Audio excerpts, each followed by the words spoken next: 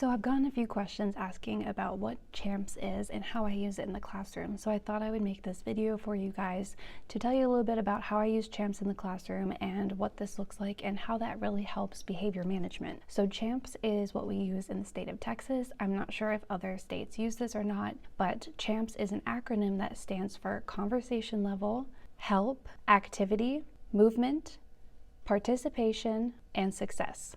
So these 6 things are really important when it comes to literally anything that you are doing in the classroom. And we always go over CHAMPS for every little piece of lesson that we do. So whether that's an activity that they're grabbing from their team folder or they're on the carpet doing an activity, we go over the CHAMPS rules beforehand so that they know what to expect. So we start with conversation level, and conversation level is very important, and we have these different tiers because that lets the students know, am I allowed to talk, am I not allowed to talk, and then what level, if I am allowed to talk, am I supposed to be at. So we have level 0, which is no talking at all.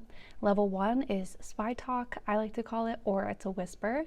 Level 2 is when they can talk in a comfortable voice with each other at their team, and then level 3 would be presenter voice. Now they never are usually at a presenter voice unless they are sharing something with their classmates, and it's not something that I typically go and hit the light on. So the way that I have my classroom set up is that I have a part where I can go over to the board and show them what voice level they're supposed to be at, and then I will hit the number. So you can see here I have my voice levels, and I'm telling them which one they're supposed to be at. So if they can be at a 1, I hit the 1. If they can be at a 0, I will do the 0. And I also have my CHAMPS written on the board, you can see like this. And then I have a little poster which I'm going to redo because I want the lines to be thicker, but I do have a CHAMPS poster there. So I have CHAMPS in at least 2 places in my classroom at all times. Now I can also project it on the board if I want, but I'm usually using the Promethean board for something in the activity. And so in that case, putting the CHAMPS on the board is not something that I do. I just put it on either the whiteboard or we discuss it on the poster. And then what I like about the whiteboard is that I can erase it for every activity because again, I'm using it and going over it probably like 6 or 7 times a day. So once we have established what that conversation level is, and if it's at a 0, by the way, I can also put like teacher to student. So that would be yes, we can talk to me, I can talk to them. Student to student, no, they are at a 0. And that's how I kind of break it down. And then they know what to expect from there.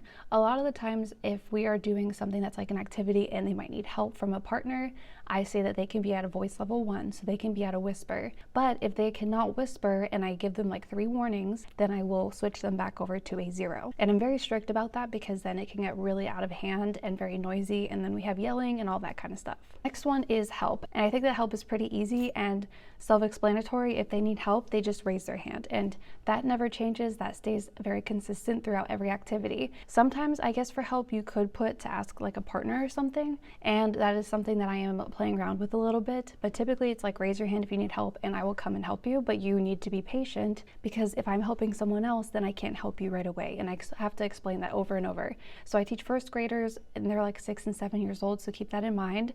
That is my strategy with everything right now. A is activity. So the activity is either going to be on the carpet or they are going to be at their desks. Sometimes we do small stations where they are around the room a little bit, and then I talk about what areas they can be at and what they must be doing. Movement is pretty self-explanatory too, like are they moving or are they not moving? And I have calm and still because if we are at our desks, we are sitting calm and still. If we are at the carpet, we are sitting calm and still. Now something that I do that I think is really cool is that I allow them to sit in 3 different positions on the carpet.